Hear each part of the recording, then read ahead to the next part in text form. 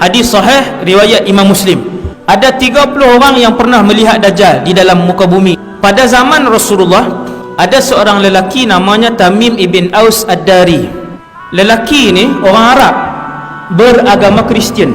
Dia naik kapal bersama dengan 30 orang daripada kabilah Lukham dan Judham. Pergi ke mana tidak diperincikan. Kata Tamim, waktu kami sampai di tengah-tengah laut, kami dipukul oleh ombak yang kuat sehingga kami hilang arah tuju selama 30 hari, sebulan duduk di tengah lautan. Akhirnya kami sampai di sebuah pulau yang kami pun tak tahu pulau itu di mana. Kami pun bergerak ke pulau itu. Kami pun tengah berehat-rehat di pulau tu, tiba-tiba keluar seekor binatang yang pelik. Binatang ini berbulu lebat sehingga menutup seluruh bahagian badannya. Kemudian binatang ni pun datang dekat.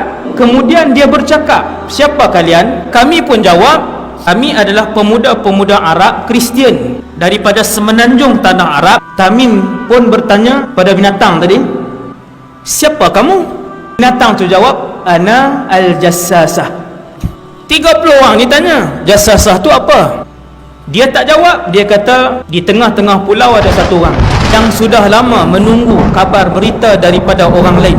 Mereka pergi ke tengah-tengah pulau. Kata Tamim, kami pun masuk ke dalam.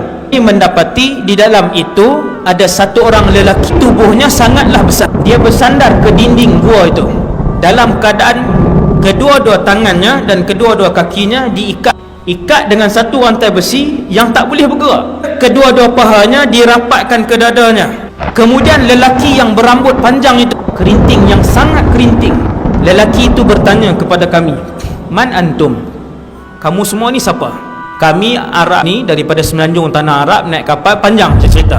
Kemudian kami pun tanya kepada lelaki tadi, "Siapa kamu?" Jadi dia tak jawab. Kemudian dia tanya beberapa soalan, 4 soalan. Soalan pertama lelaki ni tanya, "Kamu semua tahu tak tentang Tasik Tabariyah?" Yang ramai-ramai ni jawab, "Tahu." "Macam mana keadaan Tasik itu?" "Oh, airnya masih banyak." Lelaki ni kata, "Satu hari apabila kamu tengok Tasik itu hampir kekeringan, maka ketika itu aku akan keluar." Tasik Tabariyah ni Tasik di mana? Sea of Galilee. Tasik ni ada di Israel.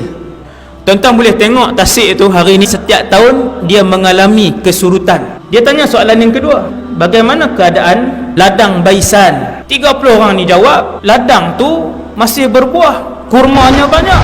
Laki yang kena ikat tu kata, "Satu hari ladang itu tidak akan lagi mengeluarkan buah." Ladang Baisan di Palestin.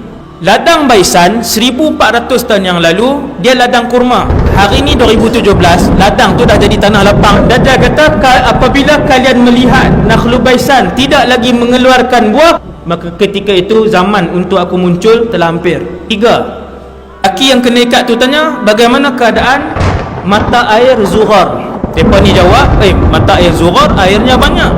Dia kata satu hari mata air itu akan kering. Yang alim yang menafsirkan dan mencari Ain Zughar ni adalah mufti Mesir yang lepas, Dr. Ali Jum'ah.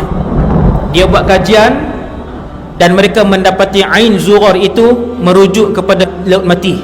Laut Mati itu 100 tahun yang lalu penduduk di situ sebut Ain Zughar. Ketika kumpulan ulama daripada Mesir, termasuk mufti Mesir yang lalu, pergi ke situ, orang kampung sebut, "Wahai Tuan Mufti, dulu di sini adalah sebahagian daripada Laut Mati itu." Dia tunjuk satu pokok jauh daripada Laut Mati itu. Dia kata, "Wahai Tuan Guru, dulu di pokok itu, situ masih lagi digenangi oleh Laut Mati. Dan hari ini dah mula surut."